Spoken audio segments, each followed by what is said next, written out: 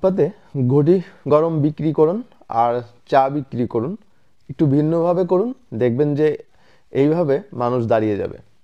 তো আপনারা দেখতে পাচ্ছেন যে এই লোকটি ফরিদপুর শহরের একটি ফুটপাতে বা রাস্তায় দাঁড়িয়ে যে ঘটি গরম বিক্রি করছে, সাথে মাইকেল জ্যাকসনের একটা অঙ্গভঙ্গি পোশাক আশাক নিয়ে মোটামুটি গান বাজনার সাথে আনন্দের সাথে মানুষকে জড়ো করে বিক্রি করছেন। এটা যে খুবই সুস্বাদু খাবার বিষয়টি কিন্তু তেমন নয়, বাট এই ব্যবসাটি সে অনেকটা ভালোভাবেই করছে বলে আমার মনে হচ্ছে।